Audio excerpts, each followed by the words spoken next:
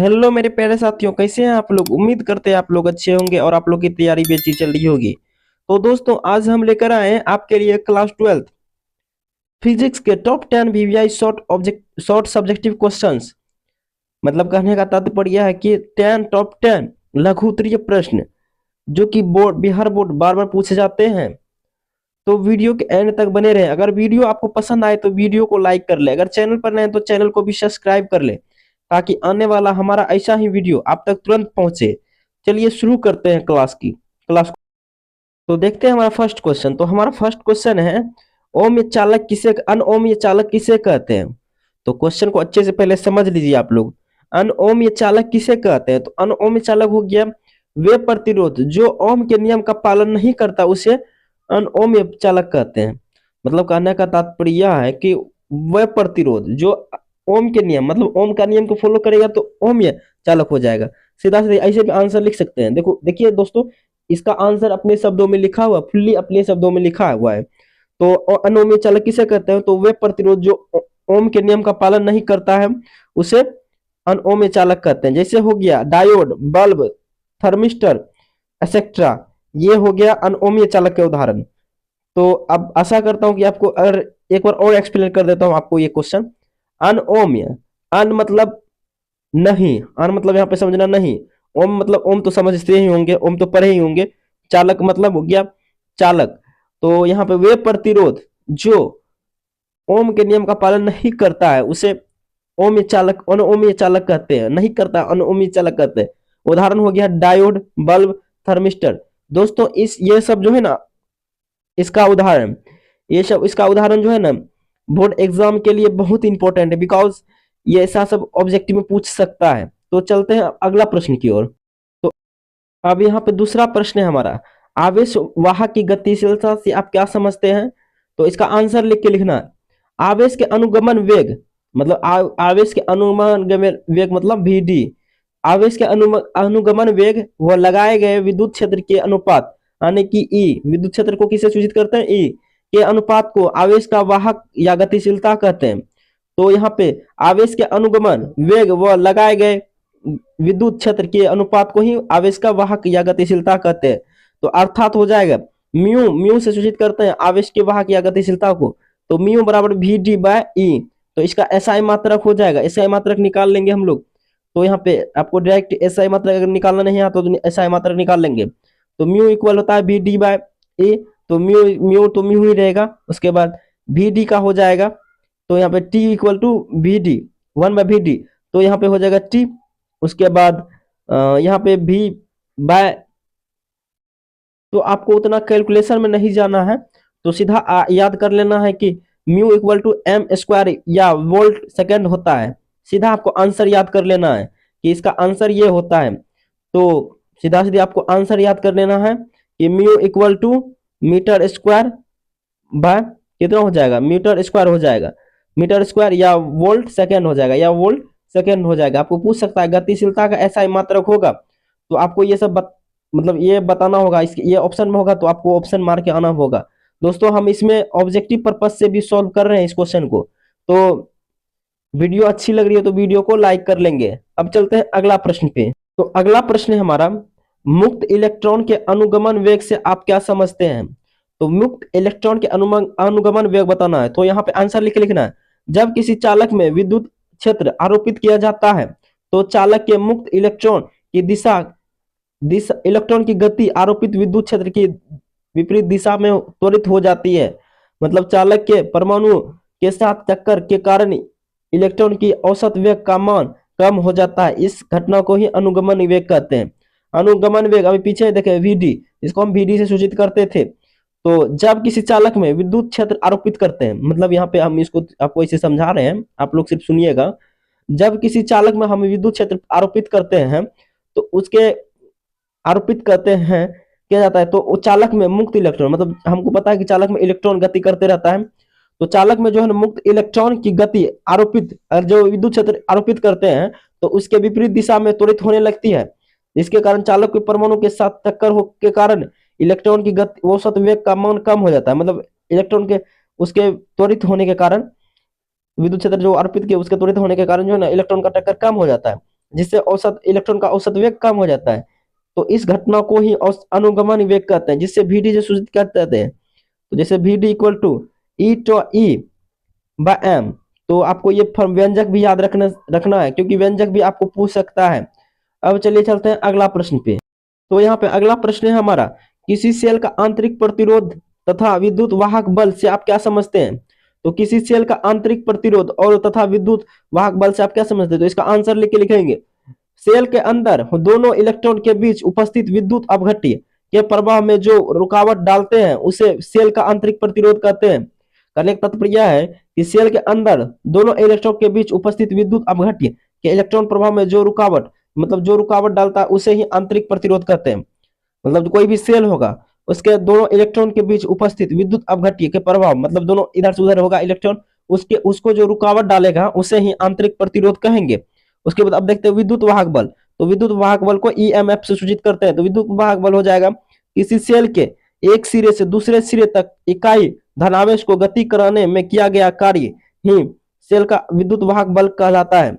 मतलब कहने का तात्पर्य है इकाई आवेश को किसी सेल से, मतलब कोई सेल होगा, एक इलेक्ट्रोड से दूसरे छोर तक, दूसरे सिरे तक लाने में धनावेश की गति को ही विद्युत वाहक बल कहते हैं। तो इसे EMF से सूचित करते हैं, जैसे EMF W/Q0। Q0 को मतलब हो गया यहाँ पे एकाक धनावेश। तो आशा करता हूँ कि आपको ये भी क्वेश्चन समझ में आई होगी, क्योंकि चैप्टर 3 से उतना सवाल नहीं आता, दीर्घ पूछते हैं। तो हम वो VVI क्वेश्चंस लाए हैं जो आपके लिए फास्ट रिवीजन होगा। अब चलिए चलते हैं अगला प्रश्न के तरफ। तो यहाँ पे आपका अगला प्रश्न है हमारा, प्रतिरोधकता के लिए व्यंजक लिखें। तो प्रतिरोधकता के लिए व्यंजक लिखना है। तो प्रतिरोधकता के लिए व्यंजक लिखना है, तो यहाँ पे R समानुपाती L होता है। तो R बराबर, उसके बाद क्योंकि प्रतिरोध लंबाई पर निर्भर करता है, अगर किसी भी चालक का प्रतिरोध अगर चालक का प्रतिरोध बढ़ाएंगे, अगर लंबाई बढ़ेगा तो उसका प्रतिरोध भी बढ़ेगा। तो R बराबर उसके क्षेत्रफल के समानुपाती होती है, यानी कि क्षेत्रफल घटाएंगे तो क्षेत्रफल बढ़ाएंगे तो प्रतिरोध घटेगा। तो L/A, तो R बराबर रो बाय L। तो प्रतिरोधकता बताना है, तो प्रतिरोधकता को हम लोग रो से सूचित करते हैं। तो रो बराबर यहाँ पर प्रतिरोधकता लिखा हुआ है, रो बराबर RA/L। तो यहाँ पे आपको ये व्यंजक याद रखना है जो कि बहुत ही इंपॉर्टेंट है।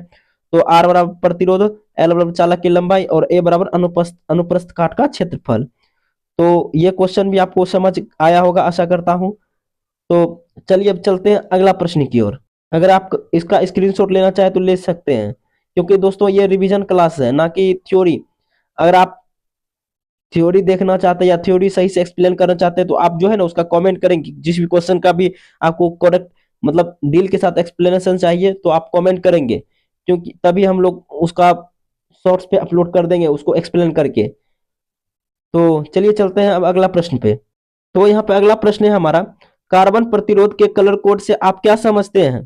तो क्वेश्चन है, सब VVI क्वेश्चन है दोस्तों, हम लोगों ने भी याद किया है और आप लोग भी, हम चाहेंगे कि आप लोग भी याद कर लें।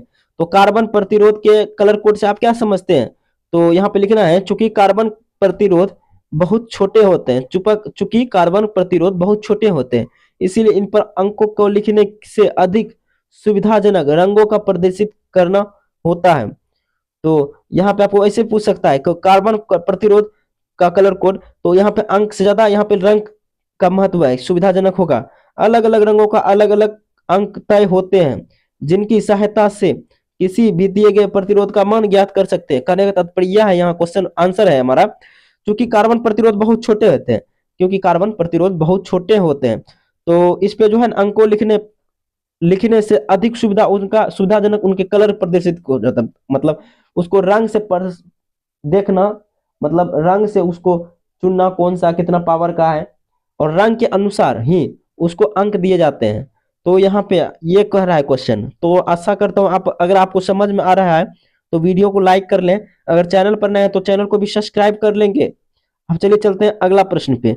तो अगर चाहे तो आप इसका स्क्रीनशॉट ले लें, क्योंकि यह रिवीजन है, क्योंकि कम टाइम लेते हुए आपका VVI सब्जेक्टिव हमको बताना है, क्योंकि आप लोग थोड़ा भी अगर दिमाग में बैठा लेंगे तो कुछ ना कुछ लिख कर आएंगे और नंबर आपको मिलेगा ही।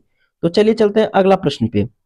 तो अगला प्रश्न है हमारा, किरचॉफ का नियम बताना है। तो किरचॉफ का बिंदु नियम सबसे पहले लेंगे। किसी परिपथ में किसी बिंदु पर विद्युत विद्युत धारा का बीजगणित शून्य होता है।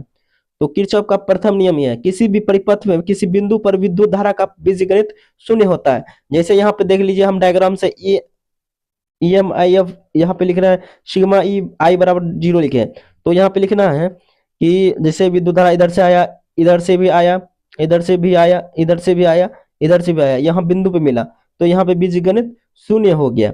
तो उसके बाद I1 I2 I3 I4 equal to I0 हो जाएगा। देखो टी से गुना करने पर, तो इसको अगर टी से गुना करेंगे तो यहाँ पे क्यू क्यू आई टी हो जाएगा। क्यू बराबर आई टी हमको पता है, क्यू I1 I2 टी से गुना करेंगे तो Q1 Q2 Q3 equal to 0 हो जाएगा।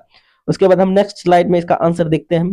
तो यहाँ पे नेक्स्ट स्लाइड में आंसर है, अतः स्पष्ट है कि किरचॉफ का प्रथम नियम आवेश संरक्षण सिद्धांत पर का आधारित है।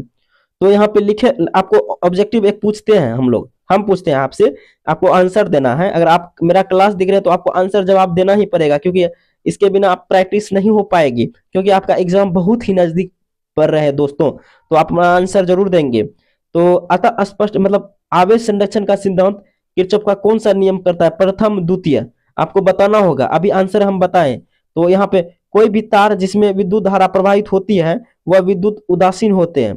तो कोई भी धारा अगर तार में जिसमें विद्युत धारा प्रवाहित होते हैं तो वह विद्युत उदासीन होते हैं। तो ये भी याद रखना है पॉइंट आप। और आप अपना आंसर जरूर बताएंगे कि ऊर्जा संरक्षण आवेश संरक्षण का सिद्धांत किस पे कार्य करता है, किरचॉफ का कौन सा नियम पे कार्य करता है, प्रथम या द्वितीय, आपको इसका आंसर बताना होगा। अब चलिए चलते हैं अगला प्रश्न। तो यहाँ पे अगला प्रश्न है हमारा, धारा घनत्व क्या है। तो धारा घनत्व बताना है। तो प्रति एकांक क्षेत्रफल से गुजरने वाला विद्युत धारा की मात्रा को धारा घनत्व कहलाता है। मतलब प्रति एकांक क्षेत्रफल से गुजरने वाले विद्युत धारा को ही मात्रा को ही धारा घनत्व कहते हैं। तो यहाँ पे इसे यह एक सदिश राशि है, तो यहाँ पूछ लेगा धारा घनत्व सदिश है या अदिश है। तो यह एक सदिश राशि है, मतलब इस पे क्या पिना सकते हैं, इसे जे से सूचित करते हैं या क्या पिना सकते हैं। इसका ऐसा मात्रक यहाँ पे हो जाएगा एम्पियर प्रति मीटर स्क्वायर। तो यहाँ पे इसका ऐसा मात्रक हो जाएगा एम्पियर, मतलब कि प्रति एकांक क्षेत्रफल से गुजरने वाले विद्युत धारा की मात्रा को ही धारा घनत्व कहते हैं। मतलब यहाँ पे इसे जैसे सूचित करते हैं एकांक क्षेत्रफल, जैसे एकांक क्षेत्रफल प्रति एकांक क्षेत्रफल, तो प्रति एकांक क्षेत्रफल यहाँ पे दे देना है मस्त से, प्रति एकांक क्षेत्रफल से गुजरने वाली धारा, सॉरी, तो प्रति एकांक क्षेत्रफल की दृष्टि से गुजरने वाली धारा और उसके क्षेत्रफल के अनुपात को ही ये कहते हैं, कौन सी कहता है, धारा घनत्व कहते हैं। तो अब आशा करता हूँ ये आपको भी समझ में आया होगा। जे बराबर आई ए कोस नोट कोस थीटा, तो आई बराबर जे ए कोस थीटा, तो I equal to J cap a cap, J into F K. चलिए अब अगला प्रश्न देखते हैं। आशा करता हूँ ये भी प्रश्न आपको समझ में आई होगी। देखिए दोस्तों, हम वैसा प्रश्न लेकर आए आपके लिए जो आपके बोर्ड एग्जाम के लिए बहुत ही इंपॉर्टेंट है। तो हम आपसे एक चीज का समय मांगते हैं, क्योंकि हम टाइम को ध्यान में रखते हुए ही हम क्वेश्चन को एक्सप्लेन करेंगे। ज्यादा डीपली जाएंगे तो फिर आप लोग फंस जाइएगा बहुत ही बुरी तरीका से। तो इसीलिए हम जितना बता रहे हैं उतना ही पढ़ना है। उसके बाद अभी अभी अगर ज्यादा पढ़ते भी है तो कोई फायदा नहीं होने वाला, क्योंकि आप भूल जाइएगा, अभी आपको उतना समझ ही नहीं आएगा। तो इसीलिए अभी उतना ही पढ़ना हो, लिमिट सोर्स रखिए। तो अब चलते हैं अगला प्रश्न पे। दोस्तों इस चैप्टर 3 का मतलब फिजिक्स क्लास 12 का यही था हमारे लिए, हमारी तरफ से वीवीआई ऑब्जेक्टिव क्वेश्चंस। आप इसको जैसे भी हो रट लीजिएगा, 2 बार हो 3 बार हो, जितना बार भी हो वीडियो देख लेंगे। अगर दोस्तों वीडियो पसंद आई तो वीडियो को लाइक कर लें, क्योंकि आपका बहुत ही कम दिन एग्जाम बचा है। इसके लिए हम लोग को जितना मेहनत करना पड़े हम लोग करेंगे, आपके लिए हमेशा वीडियो लाते रहेंगे। तो हम चाहेंगे कि आप वीडियो को लाइक कर लें, और हमारे चैनल पर नए तो चैनल को भी सब्सक्राइब कर लें। मिलते हैं फिर से एक ऐसी ही धमाकेदार वीडियो के साथ। जय हिंद, जय भारत, धन्यवाद।